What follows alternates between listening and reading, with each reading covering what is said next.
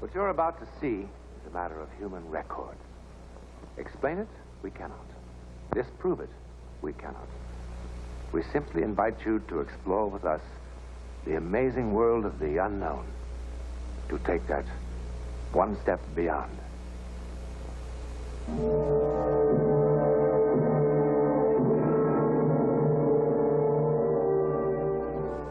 That's June 4th, 1940. The last pitiful remnants of the British Expeditionary Force rescued only by heroic action. France crumbled. Belgium, the Netherlands, Denmark, Norway, overrun. Germany everywhere victorious. And England, her army shattered, her arms and material captured, stood alone, virtually defenseless, under the merciless attack of the mighty Luftwaffe, and awaited the coming invasion. And now it has come to us. Stand alone in the breach and face the worst that the tyrant's might and enmity can do. Should the invader come to Britain, we shall defend every village, every town, and every city. Winston Churchill, Britain's most potent wartime weapon. In that dark time after Dunkirk, he rallied his people from despair and defeat. They fought with anything and everything, even the fantastic weapon of psychic power. Inside this command post of Britain's Home Guard, on the north coast in 1940, was a mild and most unmilitary fellow who took that incredible one step beyond. But see for yourself. So bear ourselves that if the British Empire and its Commonwealth last for 1,000 years, men will still say, this was their finest hour. About time somebody give them ruddy Nazis what for. Churchill's a real old British bulldog himself. No doubt of it. He's the leader we've been needing right along. I'll tell you what. All right, you men. Now, finish up with mess. You have to post guard before dawn.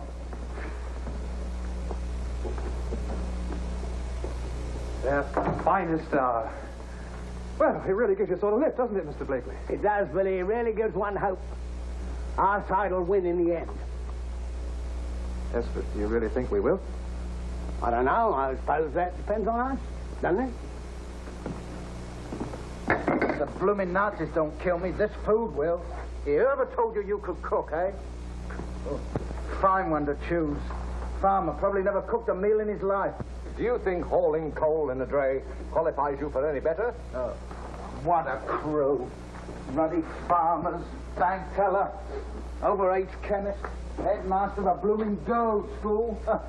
Yeah, vicar and greengrocer, all bossed by a one-armed pensioner. He lost that arm in the First World War. And got a PSC doing it. Oh, Blakely.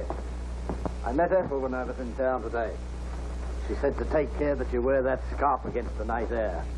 How did she look? Oh, same as ever, don't you worry. You know, I've never seen anything like it. Body, you'd think you were newlyweds instead of going on your 20th. Yes, Ethel and I suit each other. Oh, she said to tell you that the red platter dropped 28 fry. Whatever that means. Sounds like Russian code. Maybe Blakely's in cahoots with the Ruddy Reds. A red platter is a small tropical fish. Very beautiful. One of mine just had 28 babies. 28? Oh, glad my missus can't do that. Quite a sight they are. No bigger than the end of a pin. Lucky, you take the outpost. You and Carl. Him? Do I have to have him for a partner? Now, why not?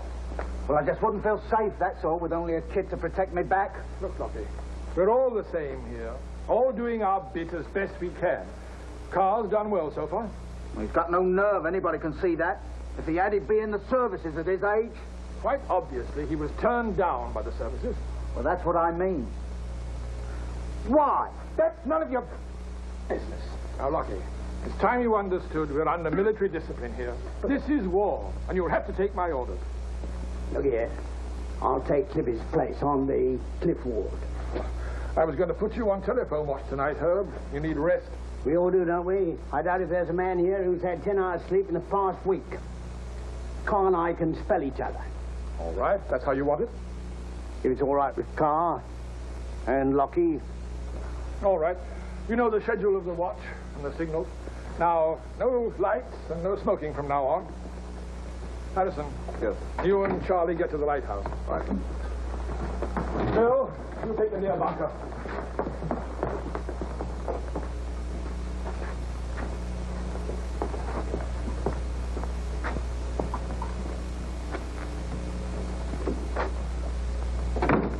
Going to be a dark night.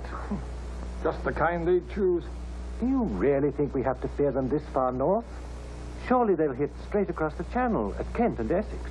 Our job is to watch for raiders, off subs and the like. They'll probably try to infiltrate all along the coast. A nice, quiet little inlet like ours is made to order for them. I hope they don't come tonight. Likely they'll find us all asleep. Any man caught sleeping at his post will face court-martial. We're not the regular army, remember, Tim. We've all of us been on the constant alert for more than 3 weeks. And every man's ready to drop. And every man's doing his duty. I appreciate that. Maybe as time goes on, we'll all toughen up, huh? Herb, you better take a gun with you out there. Probably 22 or the Vickers-Berg gun. Wouldn't know how to use it anyway. We're only there to sound a warning. You must have a weapon of some kind. Take a sawed-off oar or a pitchfork. All right. I'll take a pitchfork, and here's your sawed-off oar. Herbert, would you like me to pray with you? Thanks, no, bigger. Makes me uncomfortable asking favors of heaven. Besides, it's not us I fear for, it's them back in town. My wife, Ethel. Your wife and all the others. But they'd have to land here first. I mean the bombers. Why would they bomb our little town? It has nothing of military importance. What reason? Reason enough for the Nazis.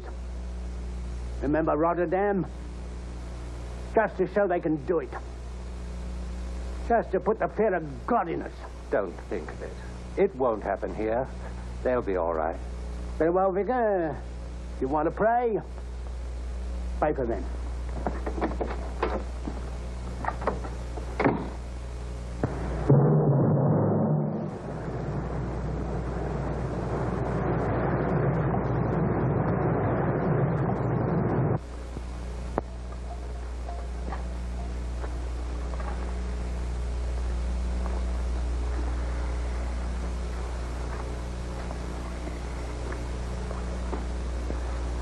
Well, if the war depends upon Lockie or Charlie, or me, God help us.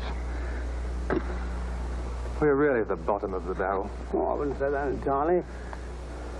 I'll wager Lockie can still put up quite a scrap, even with his crippled leg.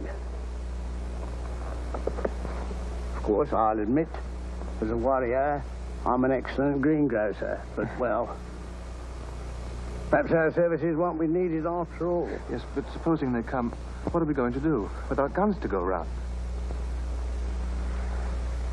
They'll have guns, you know. Perhaps we can take them away. We can do the best we can, that's the straight of it.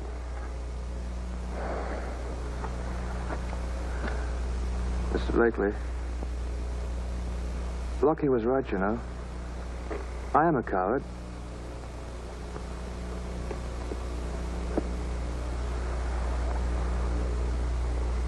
Why? Because you're frightened? Yes. But everybody is, even Lockie. Are you? Certainly. Now, cut up and catch a nap. Yes, but aren't you tired?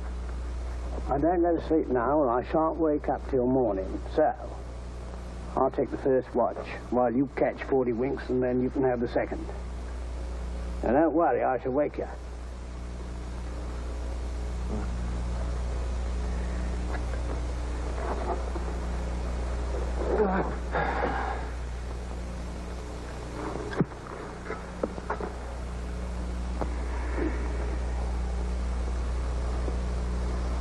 lately.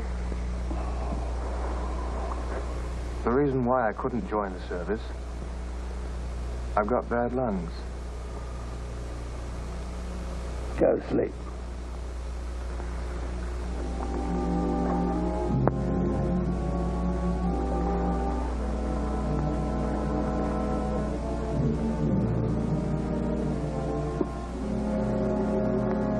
What a ruddy bore.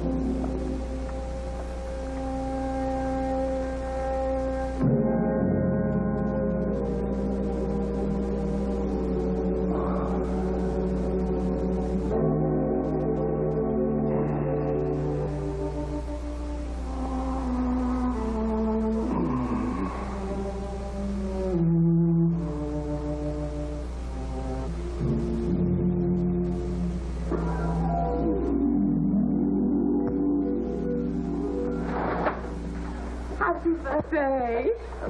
Oh, no, Herbert.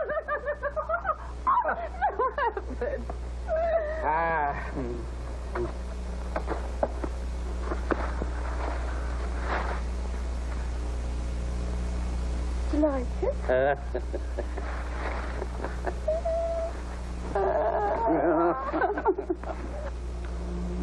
That's all.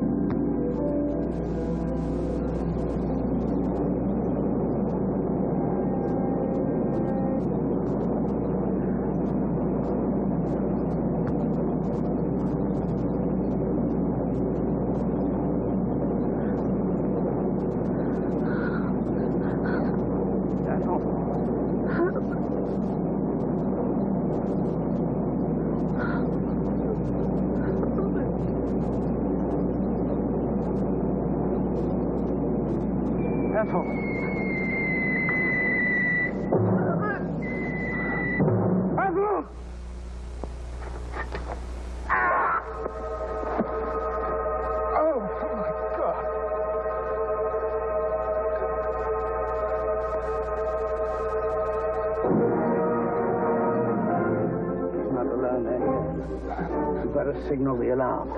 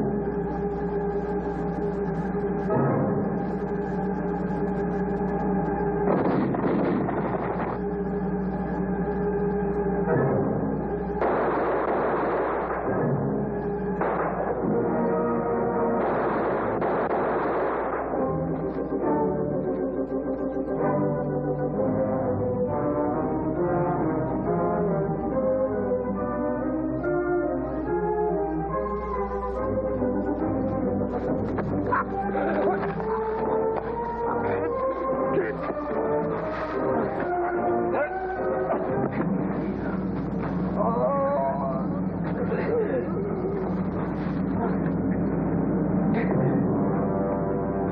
dead.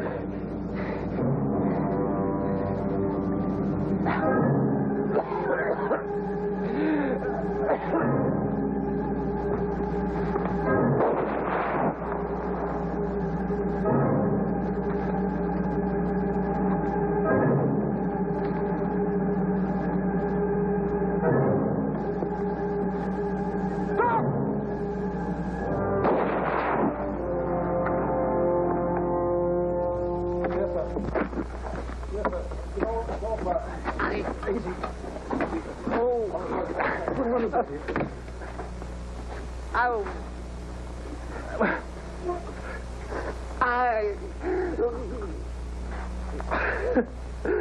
Seems you were wrong, Herbert.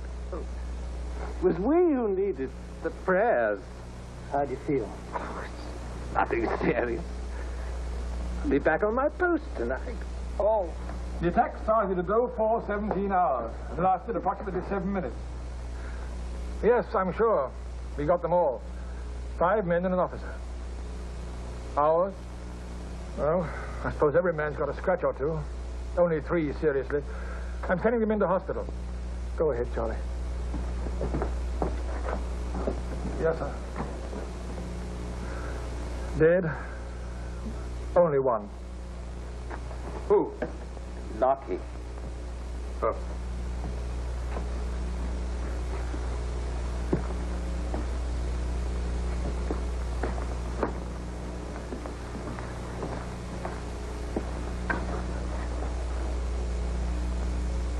Is it, Herb? It was my fault, Tim. Yours? Why? I was late giving the alarm. I was asleep. If that were true, you'd be dead. We got the alarm all right, and from you. I woke up just at the last moment. And you know what woke me? A dream. A dream? A dream that saved my life. Saved all our lives, probably. Tim, they bombed the town. In your dream? Yeah. I saw Ethel sleeping, and the eye bombers overhead. Didn't you hear them? No. Besides, why would they bomb us here? They must have passed over on their way to London. Are you sure? You didn't hear bombs falling in town over there. How could we with all the noise here? I've got to go see. Maybe you think I'm balmy, but you've got to give me time off today to go in. You see, I saw Ethel and my house and the bomb falling. It was only a dream. I got to know. All right.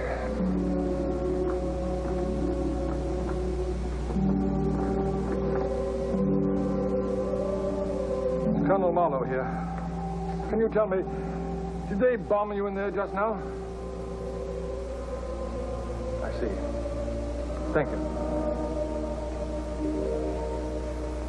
You can ride in with the truck. Thanks. Herbert. Good luck. Thanks.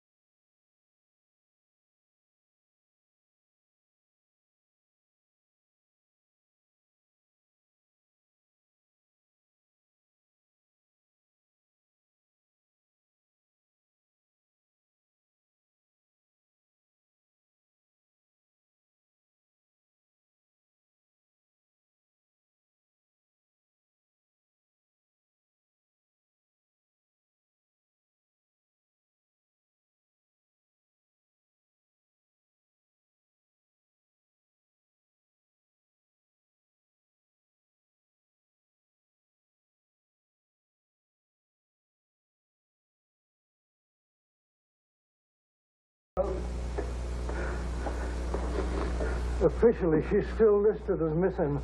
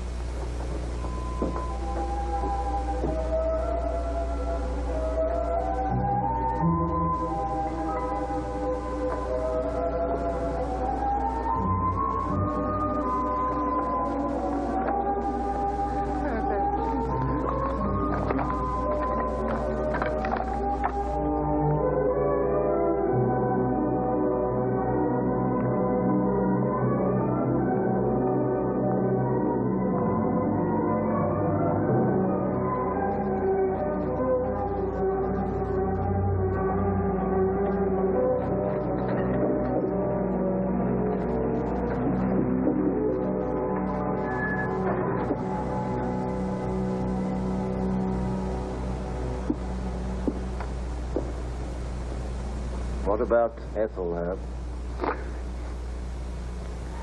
rotten luck. What do you want to do? Let's go back. It's my place, isn't it?